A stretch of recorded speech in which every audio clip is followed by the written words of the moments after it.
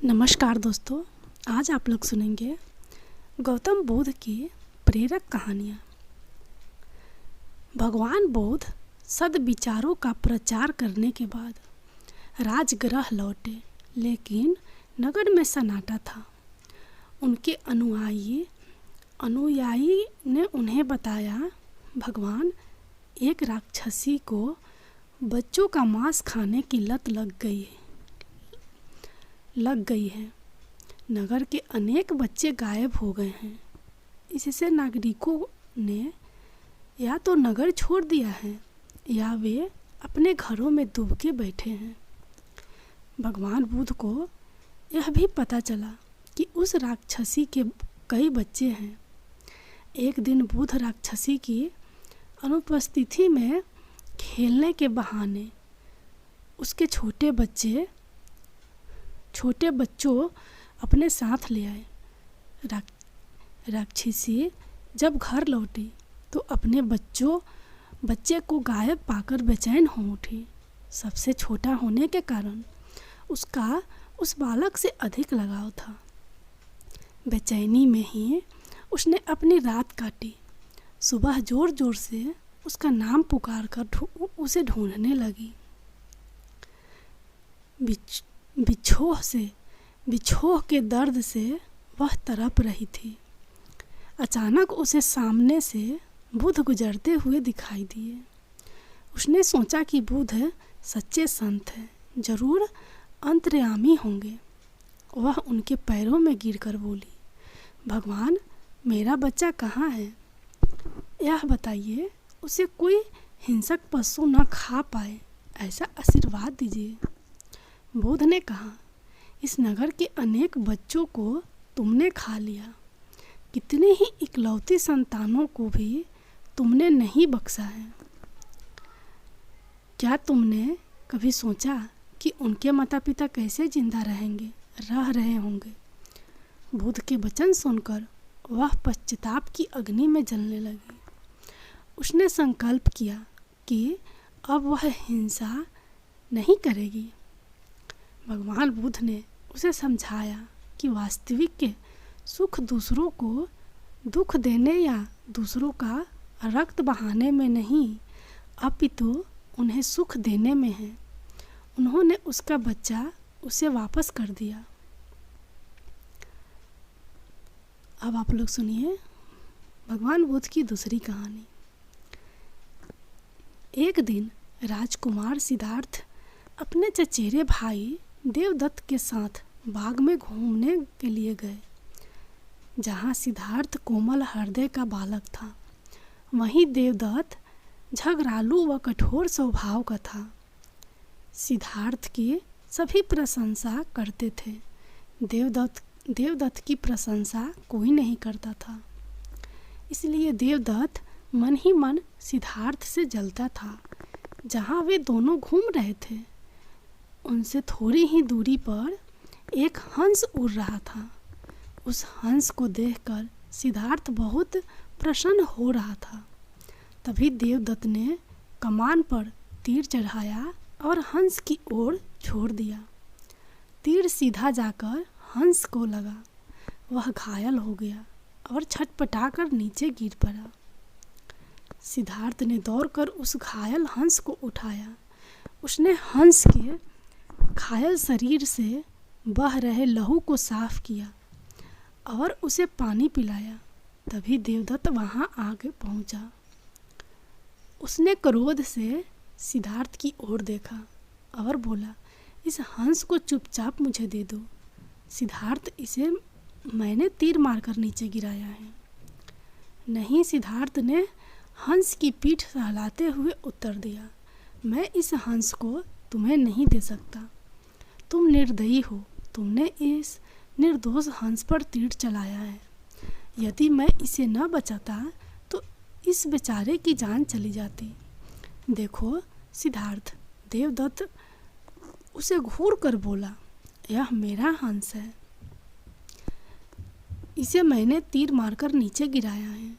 इसे चुपचाप मुझे दे दो। यदि नहीं दोगे तो मैं राज दरबार में जाकर तुम्हारी शिकायत करूँगा।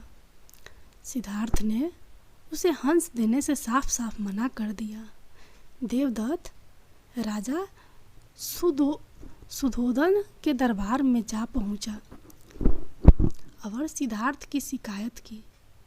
सुधोधन ने उसकी शिकायत को ध्यानपूर्वक सुना, सिर्फ सिद्धार्थ को बुलवा भेजा। कुछ ही देर में सिद्धार्थ हंस को लेकर राज दरबार में उपस्थित हो गया। राज दरबार के ऊंचे सिंहासन पर राजा सुधोधन बैठे थे। आसपास के नीचे आसनों पर राजमंत्री तथा अन्य पदाधिकारी बैठे थे। कई सैनिक हथियार लिए द्वार के निकट खड़े थे। सूर्योदय के संकेत करने पर देवदत्त सिर झुकाकर बोला, महाराज, जो हंस इस समय सिद्धार्थ के पास है वह मेरा है। इसे मैंने तीर मारकर पृथ्वी पर गिराया था। सिद्धार्थ ने इसे उठाकर इस पर अपना अधिकार कर लिया है। यह हंस मेरा है, कृपया इसे मुझे दिलाया जाए। राजा सूर्योधन ने सिद्धार्थ की ओर देखा और बोलने की ओर संकेत दिया। सिद्धार्थ ने सिर झुकाकर शांत स्वर में कहा, महाराज, यह हंस निर्दोष है। यह बिना किसी को कोई कष्ट दिए उड़ा जा रहा था। देवदत्त ने इसे तीर मारकर घायल कर दिया। मैंने इसका उपचार किया है, इसके प्राण बचाए हैं। मैं समझता हूँ कि प्राण लेने वाले से अधिक प्राण बचाने वाले का अधिकार होता है। मैं आपसे प्रार्थना करता हूँ कि यह हंस मेरे पास ही रहने दिया जाए। मैं इसे बिल्कुल स्वस्थ करके आकाश में उड़ा देना चाहता हूँ। सूर्योदय ने अपने सभासदों से विचार विमर्श किया। वे सभी एक ही स्वर में बोले, महाराज, राजकुमार सिद्धार्थ का कहना बिल्कुल ठीक है। जीवन लेने वाले से बचाने वाले का अधिकार अधिक होता है। अतः हंस राजकुमार सिद्धार्थ के पास ही रहने देना चाहिए। राजा सूर्योदन ने सभासदों की बात मान ली। उन्होंने सिद्धार्थ से कहा, इस हंस पर तुम्हारा अधिकार है, तुम इसे ले जा सकते हो। महात्मा बुद्ध की तीसरी कहानी। एक स्त्री का एक ही बेटा था, वह भी मर गया। तो रोती बिलखती वह महात्मा बुद्ध के पास पहुंची और उनके पैरों में गिर कर बोली, महात्मा जी, आप किसी तरह मेरे लाल को जीवित कर दें। महात्मा बुद्ध ने उसके प्रति सहानुभूति जताते हुए कहा, तुम शोक ना करो। बुद्ध ने उस महिला को सत्य बताने के लिए सराहना देते हुए कहा, मैं तुम्हारे बेटे को जीवित कर दूंगा, लेकिन एक शर्त है कि तुम किसी ऐसे घर से भिक्षा के रूप में कुछ भी मांग लाओ जहाँ किसी एक की भी मृत्यु ना हुई हो।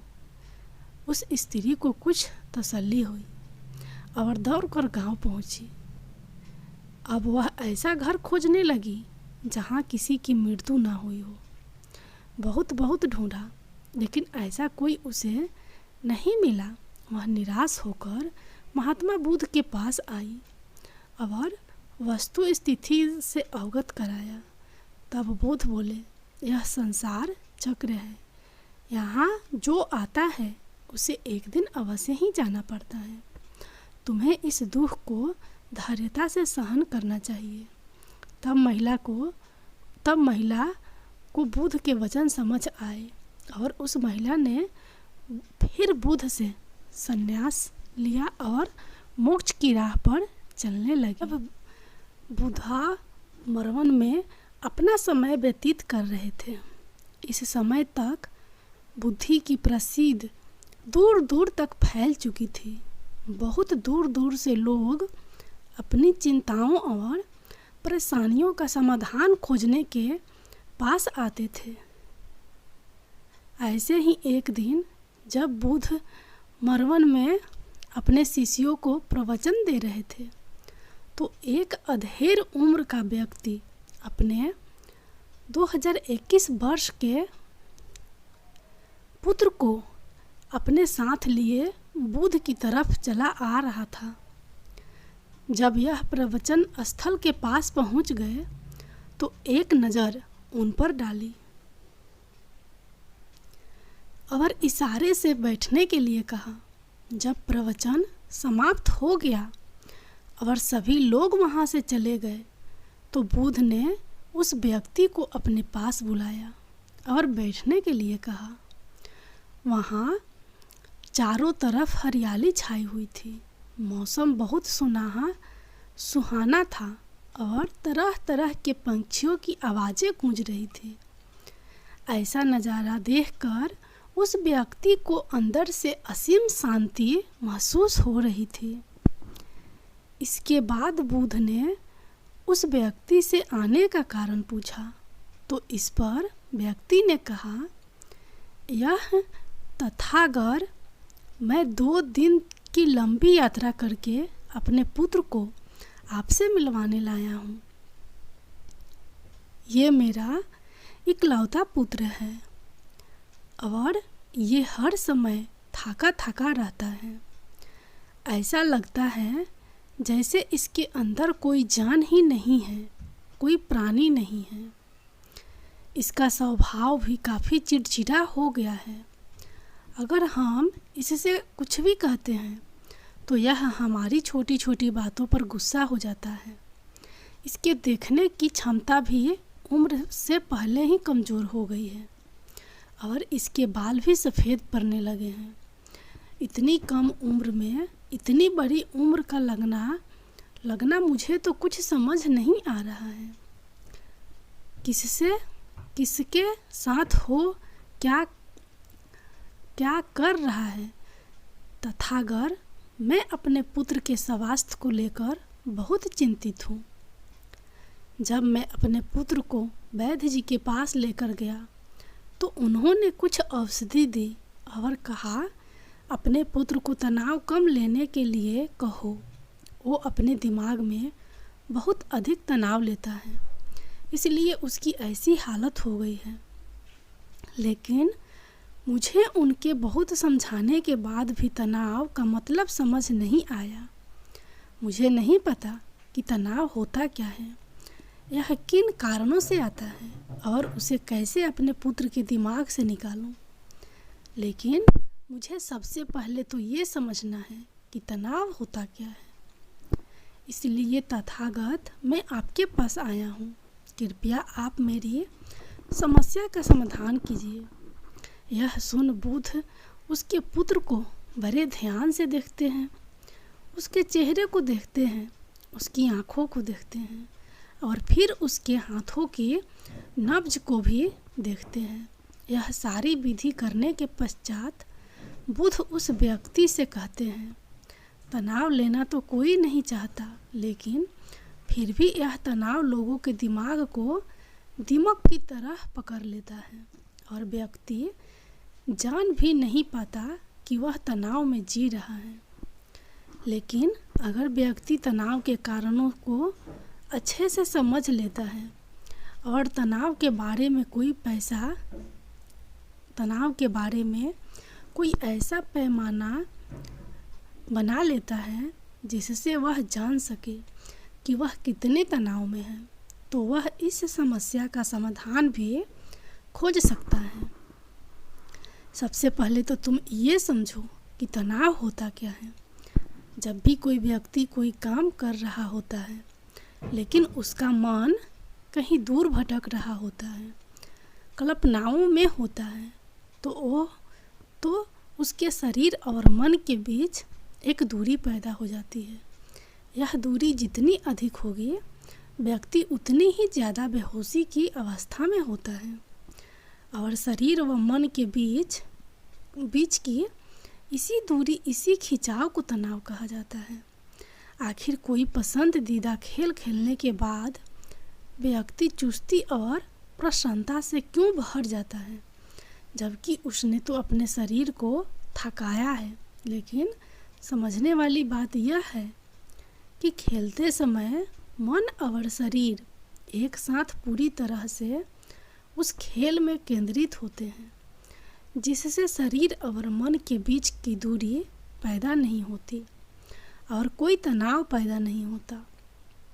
और अगर दिमाग में कोई तनाव था भी तो वो भी दूर हो जाता है।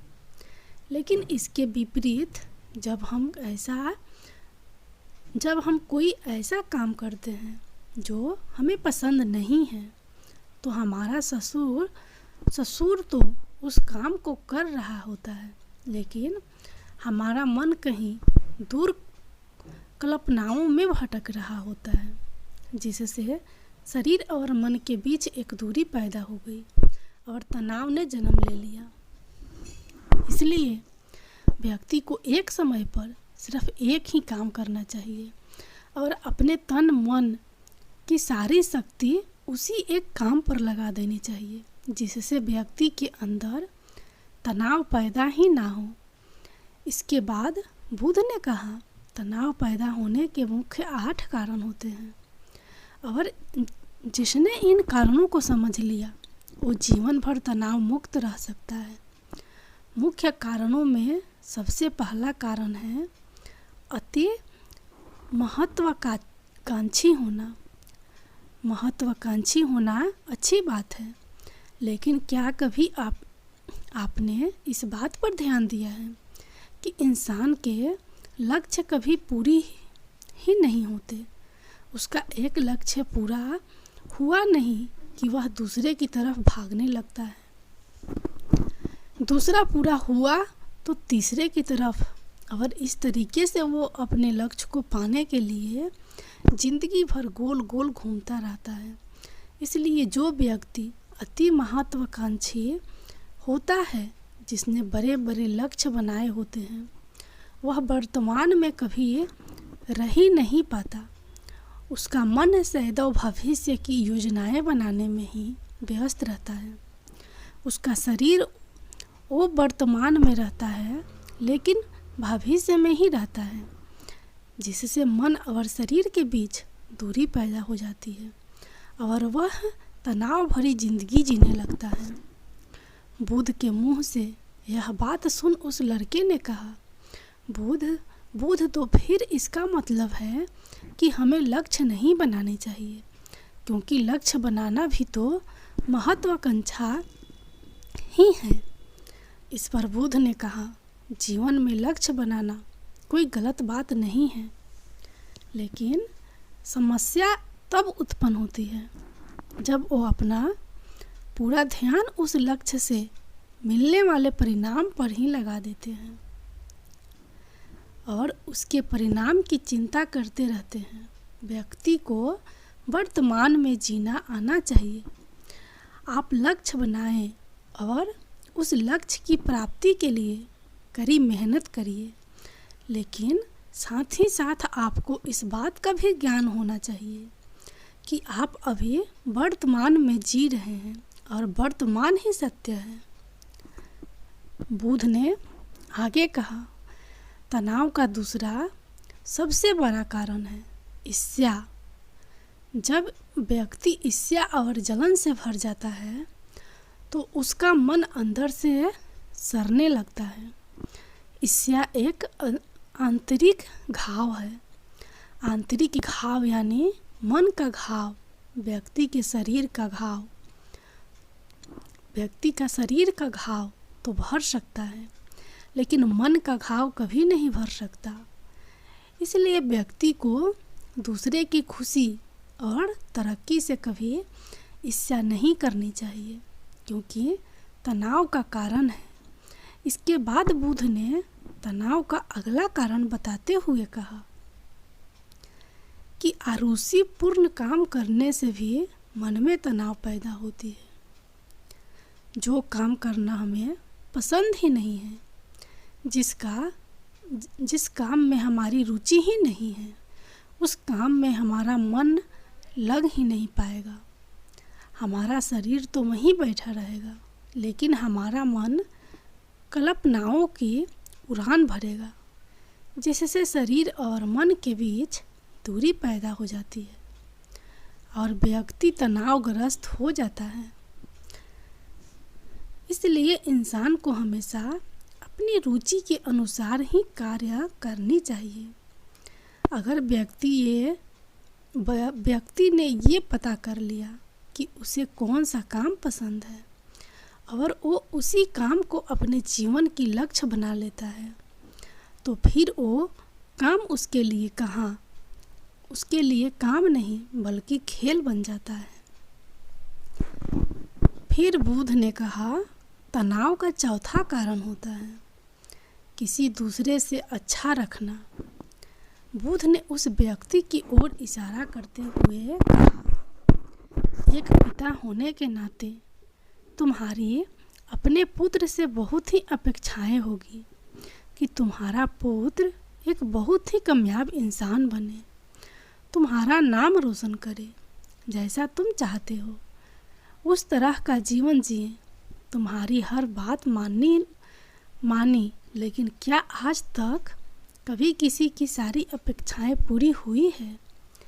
जब भी कोई व्यक्ति किसी दूसरे से कोई अपेक्षा रखने लगता है तो अनजाने में अपने लिए तनाव पैदा करने लगता है। जरा सोचो कि अगर तुम्हारा बेटा तुम्हारे अनुसार काम नहीं कर रहा है और वो नहीं बन पा रहा है जो तुम उसे बनाना चाहते हो, तो निश्चित रूप से तुम्हारे दिमाग को तनाव पकड़ लेगा। तुम तनाव से भरा जीवन जीना शुरू कर दोगे और इस तनाव के बस में आकर तुम ऐसा व्यवहार करोगे, ऐसी बातें करोगे कि तुम्हारा अपने पुत्र के साथ संबंध और भी खराब होता चला जाएगा।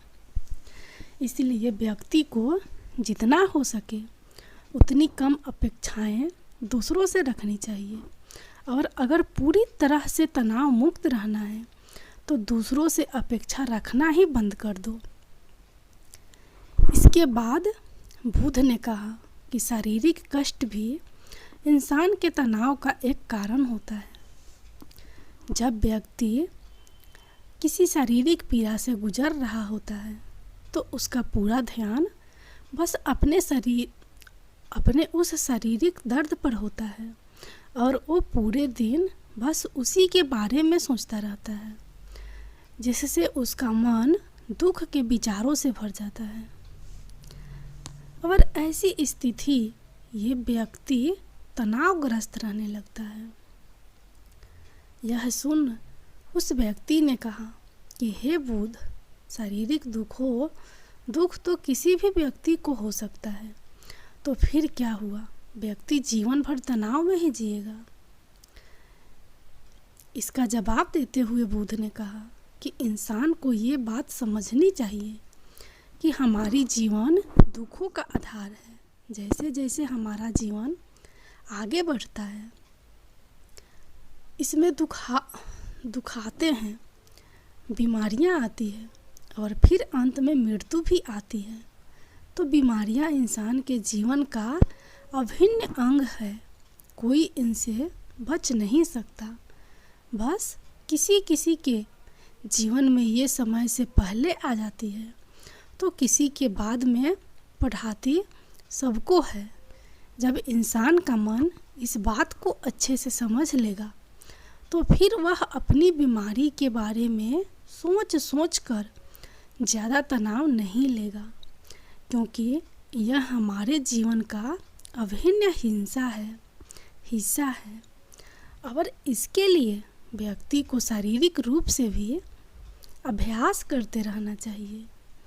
अपने जीवन में व्यायाम और स्वस्थ जीवन शैली को भी जगह देनी चाहिए ताकि उसका शरीर लंबे समय तक निरोगी रहकर सही से काम कर सके। तनाव का अगला कारण होता है अपनी योजनाओं को समझाने के लिए समय न देना। कुछ लोगों के दिमाग में कोई विचार आया नहीं है कि वो बिना सोचे समझे उस पर काम करना शुरू कर देते हैं और जब उस काम में उन्हें असफलता मिलती है तो वह तनाव से भर जाते हैं। क्योंकि उन्होंने उस काम को शुरू करने से पहले उसके बारे में पूरी जानकारी इकट्ठा नहीं की थी। इंसान को कोई भी काम शुरू करने से पहले उसके अच्छे और बुरे परिणामों के बारे में ठीक से सोच विचार कर लेना चाहिए। इंसान को इस बारे में भी सोच लेना चाहिए कि अगर ये योजना सफल नहीं हुई तो फिर इसके बाद मैं क्या करूँगा। इसलिए व्यक्ति को अपनी योजनाओं को ठीक से समझने के लिए पूरा समय देना चाहिए, ताकि बाद में उस योजना की वजह से तनाव पैदा ना हो। तनाव का 7वां सबसे बड़ा कारण होता है टाल मटोल करना, आज के काम को कल पर टालना। आप लोगों ने ये कहावत तो सुनी होगी कि आलसी इंसान के शरीर का सबसे बड़ा शत्रु है। इंसान आलस्य की वजह से आज के काम को कल के लिए टाल देता है और फिर काम को टालना उसकी आदत बन जाती है। इसलिए कहते हैं कल करे जो आज करे और आज करे सो अब करे। काम को कल पर टालने वाला व्यक्ति का काम कभी भी समय पर पूरा नहीं हो पाता, और अगर किसी तरह से पूरा हो भी जाता है तो वह उतना अच्छा नहीं हो पाता जितना अच्छा उसे किया जा सकता है था, और फिर यह व्यक्ति के अंदर तनाव पैदा करती है। लेकिन काम को टालना या काम को एकदम अंत समय पर करना एक आदत है। इसलिए व्यक्ति ना चाहते हुए भी बार बार अपनी इस आदत का शिकार बन जाता है और काम को टालता रहता है, और फिर जब काम की समय सीमा पास आ जाती है तो वह तनाव से भरकर काम को पूरा करने का प्रयास करता है। इसलिए तनाव मुक्त रहने के लिए व्यक्ति को काम को टालने की आदत छोड़नी पड़ेगी, और यह तभी संभव है जब व्यक्ति काम को समय से पहले खत्म करने का निश्चय करे। सबसे आखिरी और सबसे प्रमुख कारण जो तनाव का होता है वो है ज़्यादा सोचना। लगातार सोचते रहना भी एक बीमारी है, और यह उस व्यक्ति में सबसे ज़्यादा पाई जाती है जो कपोल कल्पनाएं करता है, जो अतीत की घटनाओं और भविष्य की बातों के बारे में सोचता रहता है, जो बेवजह अनुमान लगाता रहता है। इसलिए व्यक्ति को ज़्यादा सोचने की आदत पर लगाम लगाना चाहिए। इसके लिए जितना हो सके खुद को काम में व्यस्त रखना चाहिए, और हर दिन ध्यान का अभ्यास करने को अपने जीवन का हिस्सा बना लेना चाहिए। बुद्ध के मुंह से यह सारी बातें सुनकर उस व्यक्ति ने हाथ जोड़कर कहा, बुद्ध, मेरा पुत्र तो अभी मात्र 20 वर्ष का ही है, और इसमें अभी इतनी समझ भी नहीं है कि यह आपकी बताई सारी बातों का एक साथ पालन कर सके। आप कृपया करके तनाव मुक्त रहने का कोई आसान सा तरीका बता दे, जिससे मेरा बेटा उसका अनुसरण भी कर सके और तनाव मुक्त भी रह सके। उस व्यक्ति की यह प्रार्थना सुन बुद्ध ने कुछ सोचते हुए जवाब दिया, अगर तुम इतनी सारी बातों का पालन नहीं कर सकते तो इसके लिए एक बहुत ही आसान विधि है। तुम एक बार में एक काम को करने पर ध्यान लगाओ भी। काम कर रहे हो उस समय पर सिर्फ उसी काम को करो, सिर्फ उस पर ही अपना पूरा ध्यान लगाओ, और अगर तुम्हारा मन इधर उधर भटक जाता है तो जैसे ही तुम्हें याद आए उसे वापस फिर उसी काम में लगा दो। ये सबसे आसान और अच्छा तरीका है तनाव मुक्त रहने का।